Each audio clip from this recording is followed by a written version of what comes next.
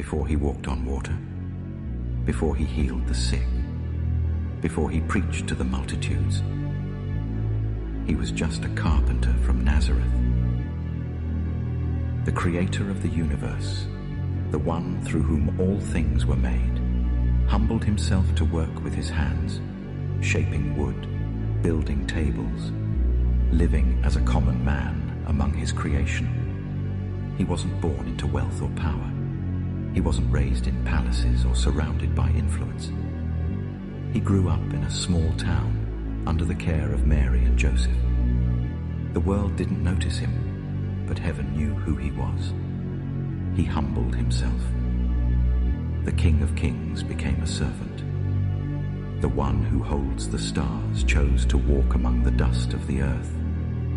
The Creator lived as one of his creation, learning, loving, serving. While the world waited for a savior, he waited too. Patiently, quietly, walking dusty roads, living an ordinary life, yet carrying the extraordinary purpose of redeeming humanity. Every hammer strike, every piece of wood he shaped was a reminder of the greater work he would do.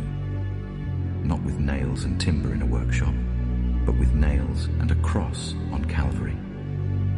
This carpenter from Nazareth was more than he seemed. He was God among us, humble, hidden, yet full of grace, the Savior the world had been waiting for. And in his humility, he showed us what true greatness looks like. He walked among them, the same people he had come to save. His neighbors, his friends, the children who laughed as he passed by. He knew their faces, their stories, and every burden they carried. He worked alongside them, sharing in their struggles, listening to their worries. With hands that once formed the stars, he offered help to those in need, not as a king, but as a friend. He saw their brokenness, their pain, their sin, yet he loved them deeply. Every smile he gave, every act of kindness was filled with a love so profound it carried the weight of their redemption. And he knew that one day, the same hands that built their homes would be stretched out on a cross.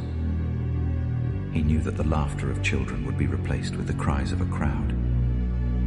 He knew he would be pierced, mocked, abandoned, and killed. Yet he stayed. He stayed in the midst of them, loving them, forgiving them, knowing that the very people he cherished would one day betray him. And still his love never wavered, because this carpenter from Nazareth, this creator in human flesh, didn't come to condemn the world, but to save it. The nails that he once used to build would soon pierce his hands. The wood he once shaped would hold him as he bore their sins. He humbled himself to the point of death, even the death of the cross. The one who deserved glory chose rejection. The one who had all power chose weakness. The one who could have commanded angels chose to forgive the very people who mocked him. And through his pain, he brought fulfillment, the redemption of the very souls he had walked beside all those years.